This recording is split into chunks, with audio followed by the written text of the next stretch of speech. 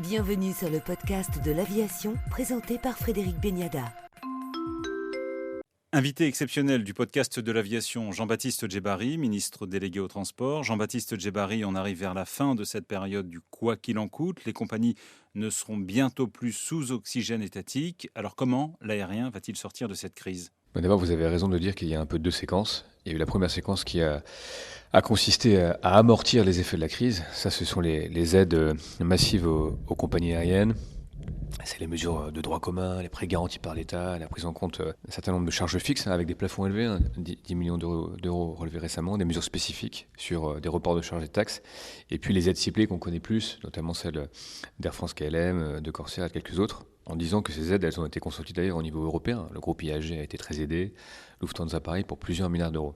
Ça, c'est le sujet, préserver les compétences, amortir les effets de la crise. Et on voit que cet été, qui a été un été plutôt meilleur que les prévisions, n'est pas un été complètement normal. Air France a remis à peu près 65% de l'offre, c'est moins chez Lufthansa. Et on voit qu'on a encore des liaisons ou des zones géographiques qui sont compliquées. C'est le cas de l'Amérique latine. Alors on a la bonne nouvelle là, de la réouverture des États-Unis d'Amérique et du Canada, notamment des USA, à compter de début novembre, mais on peut s'attendre effectivement à un hiver encore un peu compliqué. Et du coup, c'est le sujet, c'est comment on approche les perspectives du trafic et comment le secteur aura peut-être changé structurellement. Je pense qu'il faut le voir de deux façons. Premièrement, c'est effectivement qui va continuer à voyager et est-ce qu'on va retrouver notamment les voyageurs d'affaires sur ces grandes liaisons internationales qui, par nature, sont un peu le cœur de rentabilité des compagnies aériennes.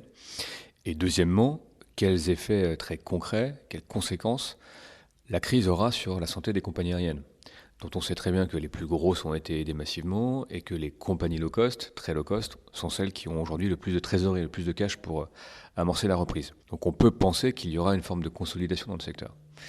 Et cette consolidation, elle entraînera certainement des faillites, certainement une concentration des acteurs et peut-être une hausse des prix. Donc c'est ça qu'il faut essayer d'envisager dans les mois qui viennent, sachant que nous, on a fait le travail au niveau français pour soutenir l'ensemble des opérateurs, à la fois les compagnies aériennes et les aéroports. Mais il y a quand même beaucoup d'incertitudes devant nous. Et aujourd'hui, les chiffres convergent pour dire qu'avant 2023-2024, on ne retrouve pas de toute façon un niveau d'avant 2019, d'avant la crise Covid, étant entendu que tout ça se situe dans un grand moment où on investit massivement pour décarboner l'aviation. Donc c'est un peu à la fois la plus grande crise économique du secteur dans le moment de transformation technologique le plus rapide. Donc c'est pas simple, mais on essaie d'adresser ces deux bouts-là en même temps, si je puis dire. Jean-Baptiste Djebbari, les chiffres, les réservations de la saison hivernale ne sont pas rassurants, ne sont pas très bons. Faut-il s'en inquiéter ? Attentif, on a vraiment essayé de préparer d'abord le terrain sur le plan financier, je le disais. On a aussi demandé aux aéroports de travailler sur les grands enjeux de transformation pour eux, parce que au-delà des voyageurs et donc des redevances et du trafic, il y a un vrai sujet de transformation des aéroports vers la transition énergétique, avec des projets parfois d'implantation de nouveaux terminaux qui sont remis en question. Donc on a cette grande transformation à mener de concert. Et puis évidemment, on a le sujet, on en parlait à l'instant, de la reprise du trafic, du taux de remplissage, du prix, parce qu'on voit bien que cet été, Air France KLM a fait plutôt une bonne saison d'ailleurs, une bonne saison d'été, en termes de remplissage et de prix. Mais c'est un travail très opinâtre des compagnies aériennes que d'essayer de reconquérir leurs clients et de les accompagner dans ce grand changement aussi.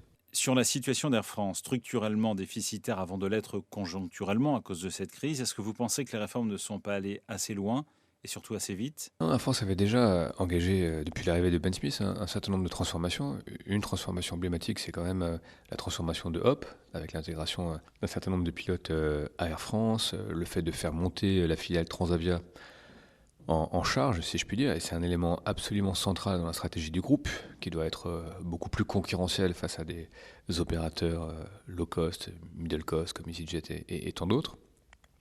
Et donc ces transformations, elles avaient commencé avant la crise, elles sont amplifiées par la crise. Les prêts garantis par l'État ont vocation à être remboursés, les avances d'actionnaires converties en actions à un moment ont vocation à être rediscutées. En tout cas, est-ce que l'État doit rester à horizon 10-15 ans à 33% du capital? C'est un vrai sujet d'ailleurs, à la fois pour la compagnie aérienne et pour l'État actionnaire. Mais la priorité absolue du moment, c'est celle que vous décriviez à votre première question, c'est de savoir comment le trafic repart et comment nos opérateurs arrivent à, en quelque sorte, non seulement résister, mais à redevenir un peu conquérants dans ce marché qui structurellement sera quand même un peu modifié. Est-ce que vous voyez évoluer ou peut-être disparaître certains modèles économiques? Est-ce qu'il pourrait y avoir une remise en cause des legacy notamment? Non, je ne crois pas. Les legacy, elles ont été... et c'est normal, ce sont des actifs stratégiques pour un certain nombre de pays. La France, KLM est un actif stratégique pour la France, les Pays-Bas, et nous l'avons dit comme tel, nous avons agi comme tel. On voit bien que les grands gagnants de la crise, ce sont les grands gagnants, en tout cas ceux qui ont le mieux résisté, ce sont les opérateurs low cost ou très low cost, Ryanair par exemple, et quelques autres. D'abord parce qu'ils avaient des disponibilités financières, qu'ils ont des modèles économiques beaucoup plus lean, comme on dit en mauvais français, et qu'ils ont une capacité de repartir un peu comme à l'avant-crise, avec des stratégies commerciales très, comment dirais-je, agressives, ou en tout cas très, très percutantes. Et donc là, on a aussi un sujet politique pour nous. On voit bien que dans le secteur aérien, on a un dumping social et fiscal qui s'est exercé de façon probablement beaucoup trop intense. Et donc on a ce sujet devant nous à l'échelle de l'Union européenne pour que l'Europe sociale devienne une réalité dans le secteur des transports aériens. C'est un sujet que moi j'ai pris à bras-le-corps il y a quelques temps. Nous aurons la présidence française de l'Union à compter du 1er janvier prochain. Je pense que c'est absolument nécessaire que le secteur, de ce point de vue-là, gomme un peu les errances du passé. Avant le Covid, avant la crise sanitaire, on voyait le pavillon français perdre régulièrement des parts de marché. Il avait réclamé des mesures. Il y a eu les assises du transport aérien en 2019 qui n'ont abouti à rien. Est-ce qu'on sera toujours dans ce même cas de figure, dans cette même logique en sortie de crise?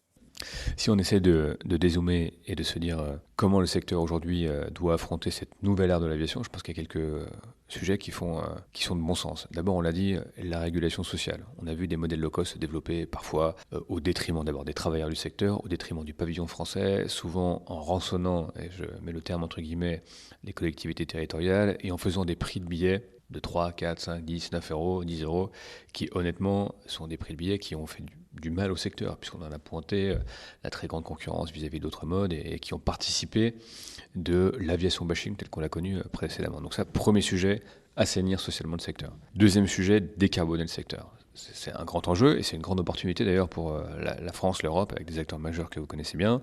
Ça veut dire crédibiliser la voie d'une future génération d'avions sobres en carbone, faire naître les carburants alternatifs au kérosène. C'est un enjeu absolument majeur, sur lequel la France peut être un des très grands acteurs, si ce n'est un des très grands leaders. Et puis, c'est faire en sorte que nos acteurs, aéroports, compagnies aériennes, industriels, se retournent après la crise, adaptent leur modèle en fonction de l'après-crise qui ne sera pas, on l'a dit, à l'image de ce qu'était le trafic aérien en 2019. Donc c'est tout ce travail qu'on essaie de faire.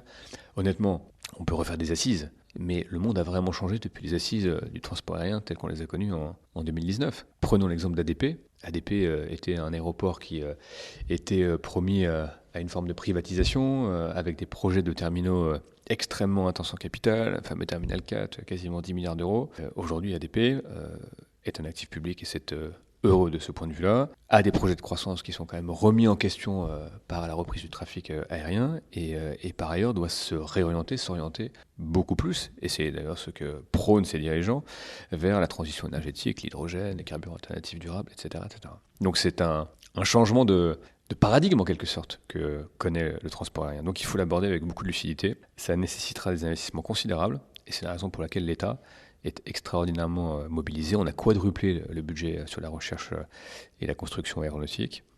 On a mis plusieurs centaines de millions d'euros sur la filière des carburants alternatifs au kérosène. Et donc tout ça doit se poursuivre en lien investisseurs publics, privés, cofinanceurs élus, mobiliser beaucoup la recherche française qui est d'une très grande qualité. Mais c'est vrai que là on est dans un moment où on doit, plutôt que faire des assises, réellement prendre des actions très très déterminé et très intense pour que cette décarbonation, ce changement de situation dans l'aérien se traduise dans un nouveau système qui soit aussi à notre bénéfice. Moi, j'assume complètement d'avoir une stratégie ici française et européenne dans cet ordre. Jean-Baptiste Djebbari, ministre délégué au transport, que nous retrouverons la semaine prochaine pour évoquer la transition écologique du secteur.